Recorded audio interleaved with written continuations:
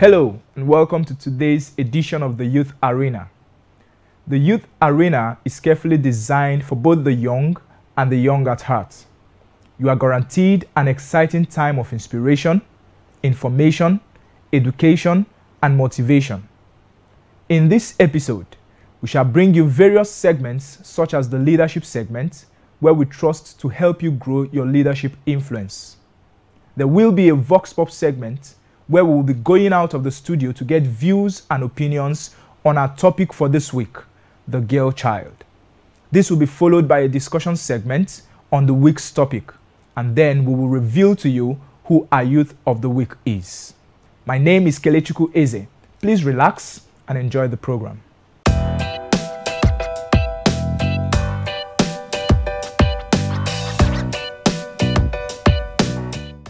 You train a woman and you have trained a nation. The woman bears the children, she rears them. And once the woman is educated, she's able to impart the best of knowledge in respect of objectivity and well-sounded reasoning on her children. So for me, it's absolutely important that every nation worthy of its name and status as a sovereign state should focus on educating the girl child. It has made me what I am today. I am a legal practitioner by profession, and I feel very proud being a woman, and I'm able to impact positively on the lives of my children and everybody that comes around my way. First of all, it's going to add to the economy. The way Nigeria is now, the income of one person, like just income of one person, the husband, is not enough to take care of a family. Now there's the school fees, there's the rent fees, there's the hospital bills. So we need the collaboration of both the male and the female. And then without education, it's, trafficking is common, mostly common amongst the ladies, or for the women, or for the ladies, or for the girls. So with education, it aids in the reduction of trafficking, because certain level of knowledge has been made available to these ladies. I think it's necessary to educate a girl child because information is power, and information always matters in children. You understand? Because when you educate a girl about things that are supposed to be and things that are not supposed to be, things the person is supposed to do and person is not supposed to do concerning one thing or the other. You understand? I believe it goes a long way to indoctrinate on the person on how the person is supposed to live her life. It's very necessary to educate a girl child because we believe we are all equal. We should all have the equal right and I believe a girl child, if well educated, their potentials will be very beneficial to the society. Yes, please, it is very, very necessary, because if this is not a normal education, there are formal educations, there are skills, there are many things they can be trained on. They can be trained in hair doing, they can be trained in mat doing, they can be trained in shoemaking, they can be trained in many things, so that any girl cannot say you are going to your father's house or you are leaving your father's house, to a marriage place without anything. Okay, so education in itself is very important for every individual. So why not a girl child? You cannot say you want to educate a male child and not educate a girl child, because two of them are living in the same world. You need them to both be open to the same opportunities. Without educating a girl child, how do you expect her to cope? How do you expect her to be knowledgeable? How do you expect her to be aware of certain things around her? Now, the reason for education in itself is something that improves the life of every individual. You learn about things, you know about things, and so a girl child should be educated, because it's important for her if she wants to survive and if she wants to be a success wherever she goes. So it's necessary for girls to be educated, as well as necessary for boys and men to be educated.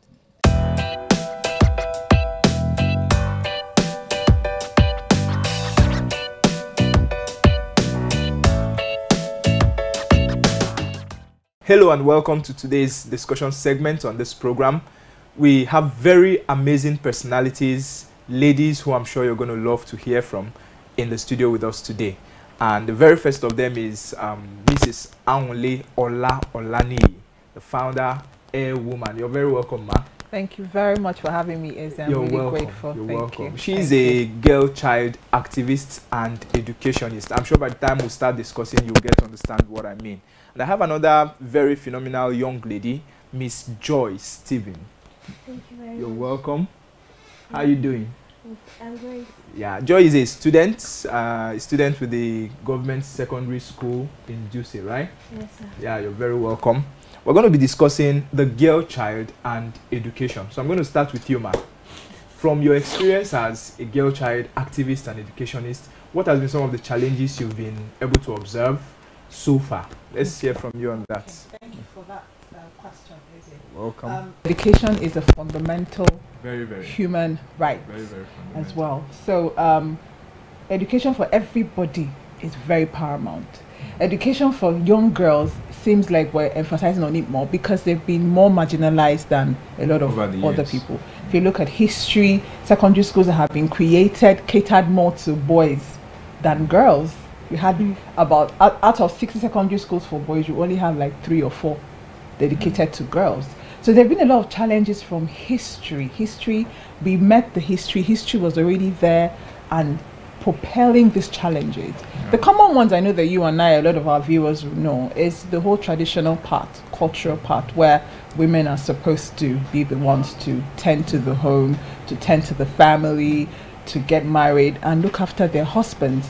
That in itself means it's not totally wrong. Yeah. However, I feel like if you look at the statistics today about unemployment, in the Nigerian Bureau of Statistics today, still says that unemployment affects the women more than it affects the men. So you can see that the correlation hasn't been quite forthcoming for us.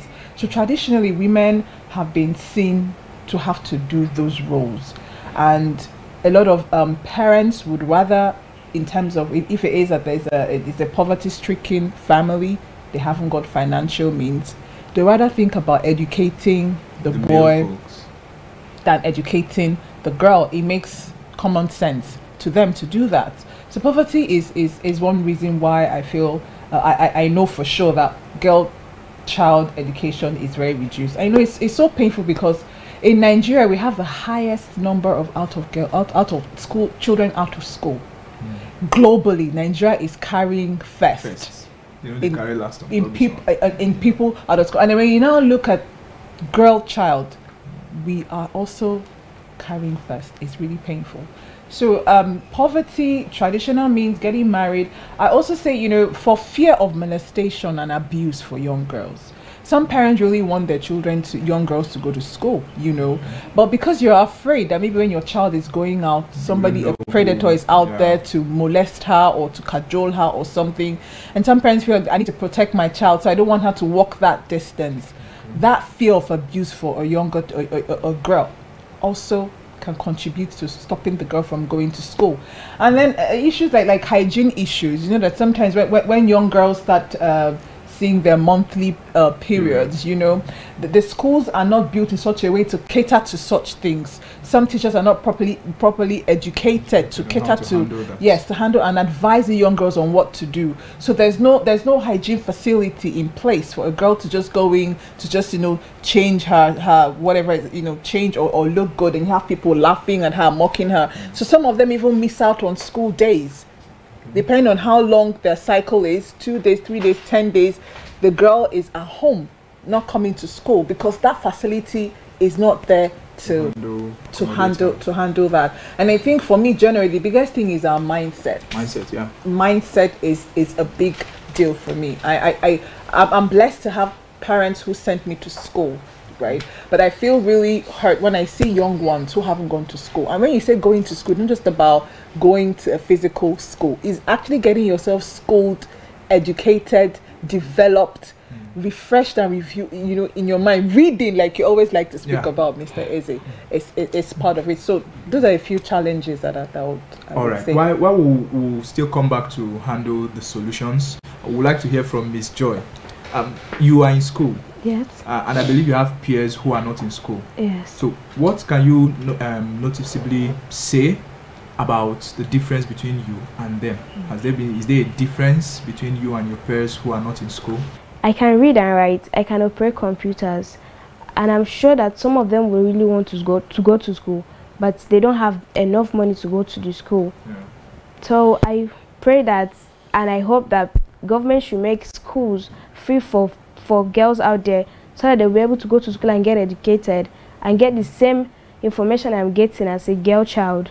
Okay, so from the pool of books you've read so far as a student, can you just tell us one thing you've learned from one of those books you've read? I believe reading has a way of adding knowledge and value to us as individuals, whether you're a lady or you're a guy. So what have you been able to learn from one of the many books I believe you've read over time? One of the books I've read so far, it's Double Shift. Okay.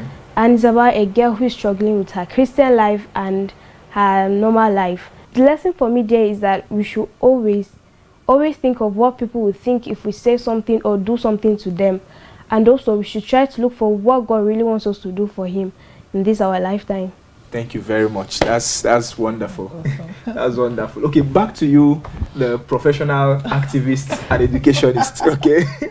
So from the pool of challenges you mentioned when you were talking, what are some of the solutions we could prefer to that? Okay. What are some of the things we could do to help educate the girl child better? Thank you for that. I mean, hopefully changing our mindset is one of the major things.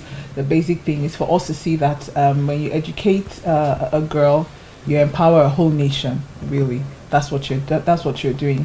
But to be more is it only when you educate the girl child that you empower the whole nation? When you educate us too, we empower the whole nation too. That's the education is for everybody. I know. I remember I said men and women, boys and girls need equality is for everyone. However, we're speaking more about girls because girls have been more impacted. Have been less impacted over time. Girls haven't had the education that they needed over time. So they're affected more than boys. Okay. So but then one thing I would like, I'm hoping would be a solution is law, to be honest. Let's just put laws in place. If you put a law to say that if you don't send your child to school, this and this would happen, things might begin to change around. If there's penalty, if there's penalty for things that happen. One of the reasons I gave for the reason why parents may not let their children just go to school, especially young ones, is abuse. If the law in this country emphasizes on the fact that if you molest a child, which is changing now, if you molest or abuse a child, this is a jail term you are going to face. It will be excellent. Like in Rwanda now, the charge for rape now in Rwanda is equal to murder. If you rape a woman, it is equal to a murder charge. And it was moved up lower to higher because they see the impact that it has. So if we put our laws in place, make sure your child goes to school. If your child is 6 years, so make sure the child is in school. You make laws and everybody abides by the law. It would support.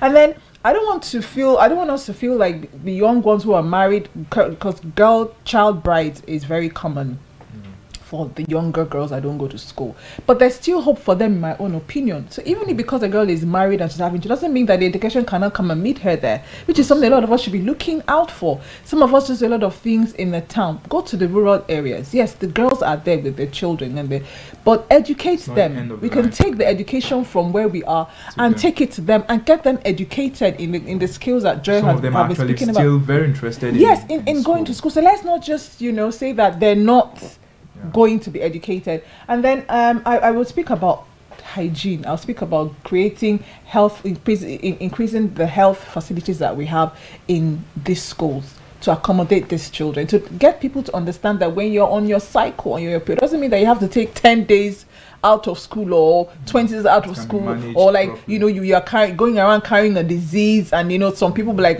when you're having your cycle, you're not supposed to be seen in public, like it's a taboo, so you won't go to school. Those kind of things that it's just painful. Those are some of the things that actually take us back. And then I also want to encourage the women, young girls, like what Joy has said now. You will have circle of influence. Right?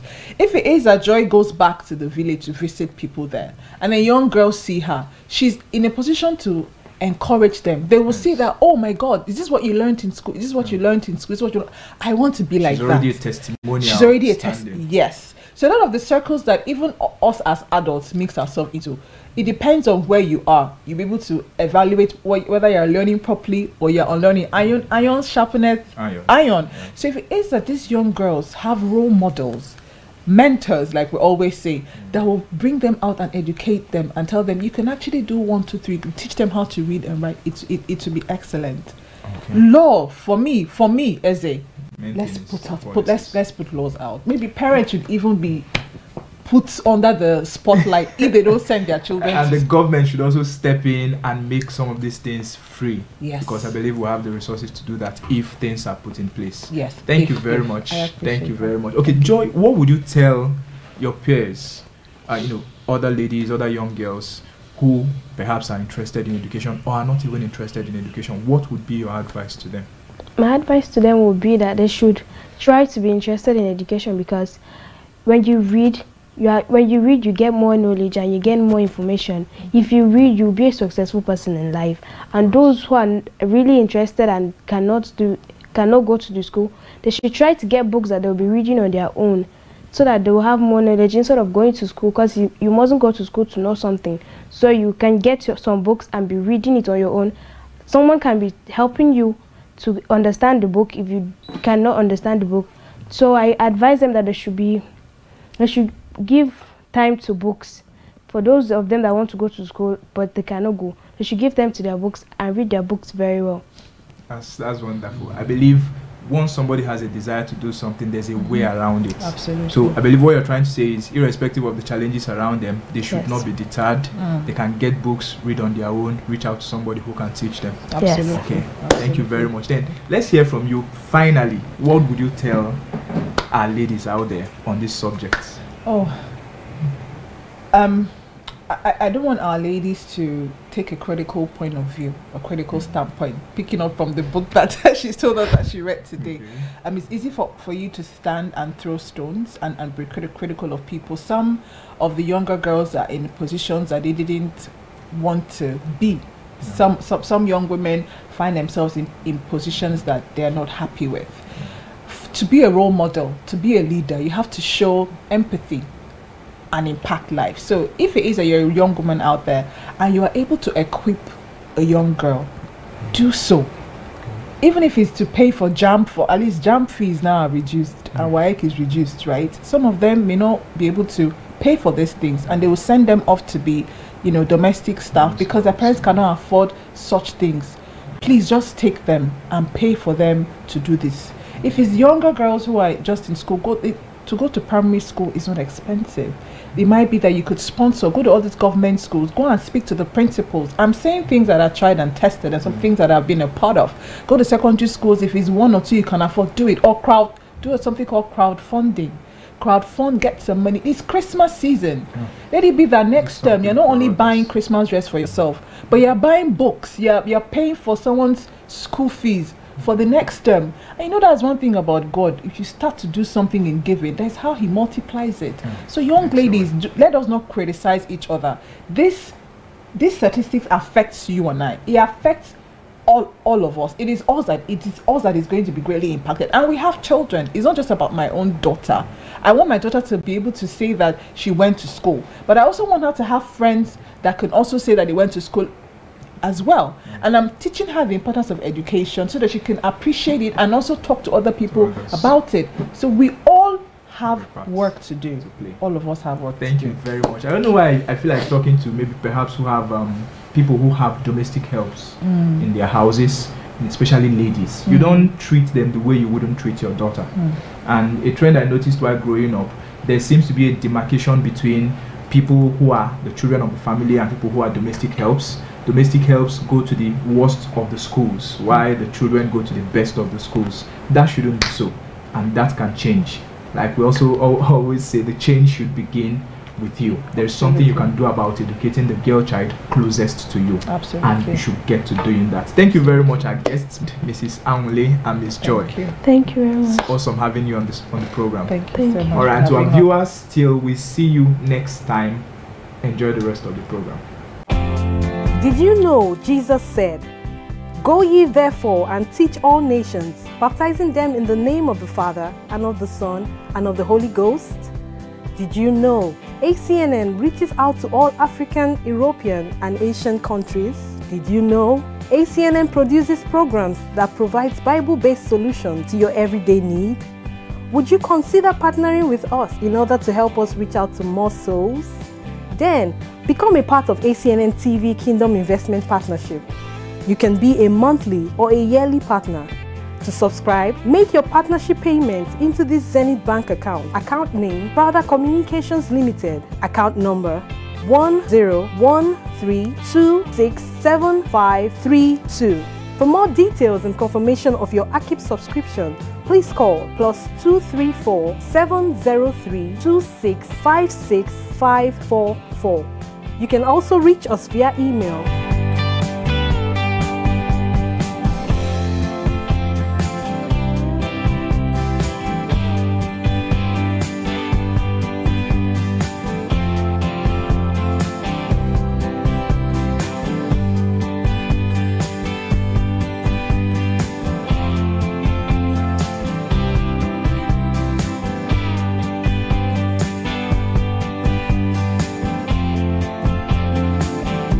Together, we can reach the world with the undiluted Word of God.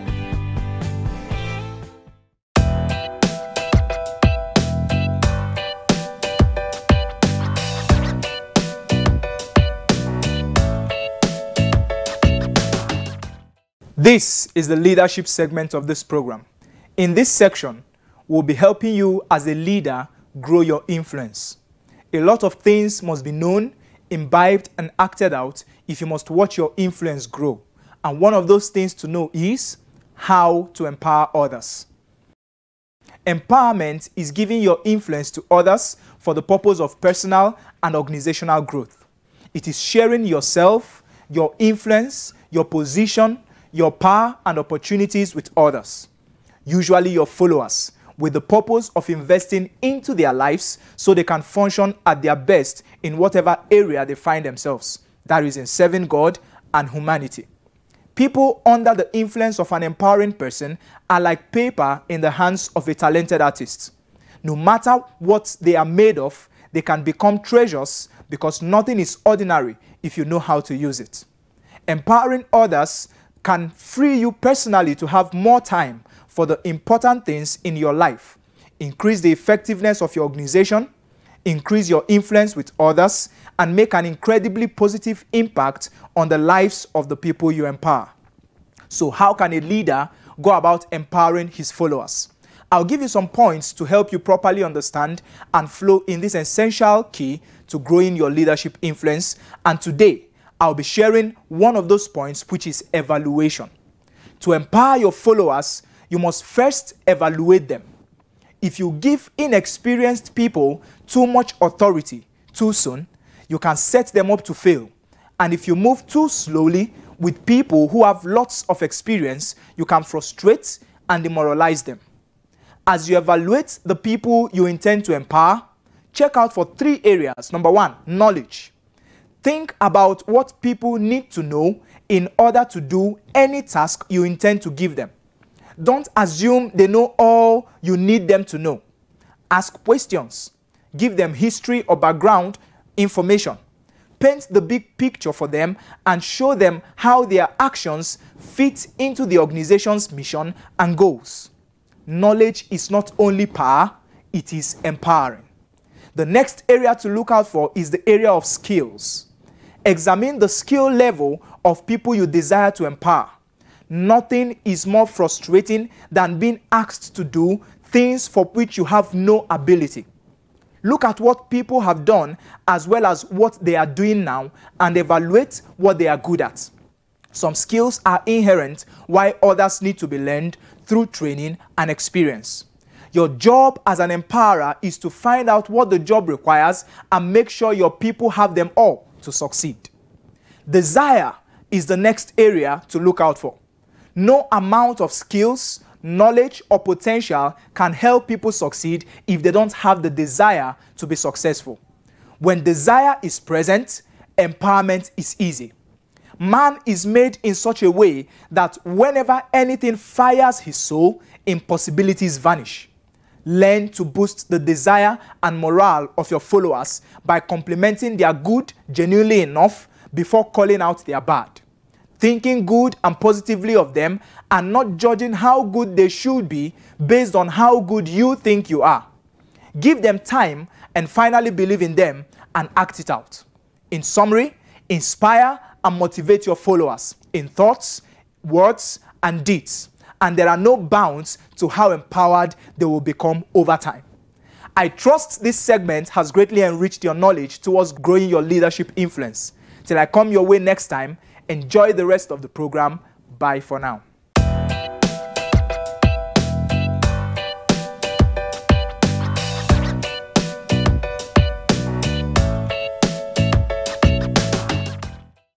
Hello and welcome to the Youth of the Week segment of this program.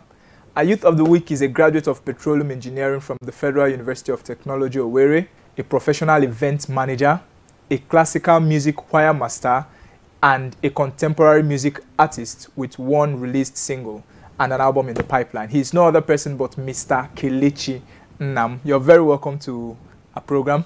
Thank you. Thank you very much. As music, why music? How did it all start? Well, how did it start? I would say music has been me. Okay. I come from a musical family. All my parents, my siblings, all of us are into music. So I grew up attending choir practice from the age of 2. So it's something I've always done growing up. Then, of course, with time, I decided to build more on the talent God had given me. I joined the Lazekweme chorale and some other chorales, went to some music schools to brush up the talent, and here we are. Okay. Now, so you are a contemporary musician and also a classical music choir master. Okay. So how do you combine, plus all the other portfolios, how do you go about combining all of these responsibilities? It's been God. Music is what I know God has given me to affect my generation with.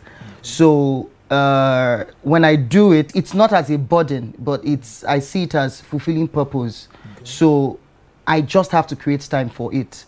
Then for my admin job, I'm someone who loves to cook. I love to plan events and all. So I just see myself excelling in all I do because I love what I do. Okay, so it's easier to combine all these things because they are not alien to you. Yes. They are all in line with what you have, what you love doing, right? Yes, exactly. Okay. So I don't know, how do I put this? Oh, you are going to sing for us, actually. Really? Yes. So we're going to hear you sing. Okay. And I think that's what we should do now, so that we just get a little taste of all you've been giving the world so far. Okay. Okay. So let's hear our guests sing just a little bit for us, and we'll be right back.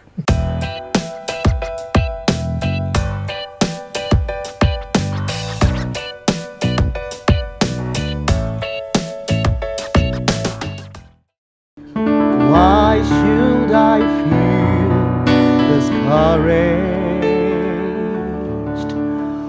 Why should the shadows come? Why should my heart be lonely and long for hand and home? Since Jesus is my portion, a constant friend is He.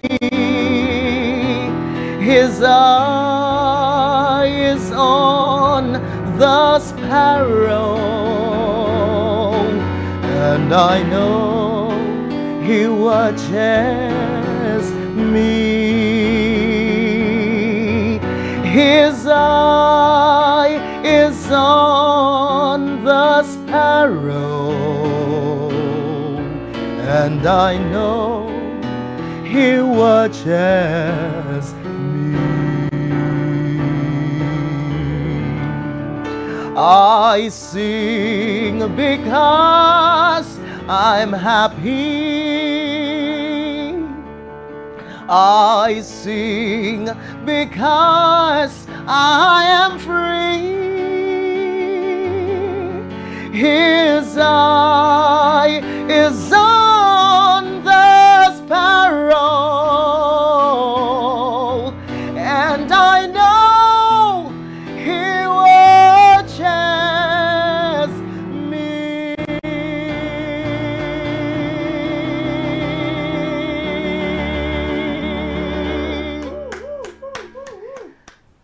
Wow, wow, that was beautiful. That was Thank beautiful. God. Now, can you say something to our youth audience, maybe to encourage them, inspire them? In some of them, I know there are a lot of persons who actually want to do stuff but are restricted by one thing or the other. I know you had your challenges. So just from your wealth of experience and challenges, talk to our young audience. Okay, to my fellow youth out there, I would like to say that a desire remains a desire till you push, till you start doing something. And it doesn't matter how little your audience is. It doesn't matter how little you have started. I'll just share my experience with you.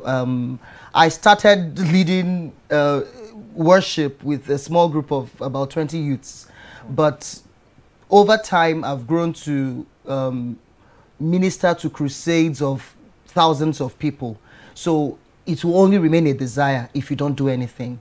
Desire it, start up something, no matter how little it is, push on, and God would crown the efforts with success, grace, and glory. Hallelujah. Thank you. Okay, so thank you very much for coming around. Thank you. We are grateful you could honor our invitation. To our audience, we are grateful you tuned in. We trust you've been blessed and inspired. Till we come your way next time, remain blessed. Bye for now. Great is thy faithfulness, O Lord my Father. There is no shadow of turning with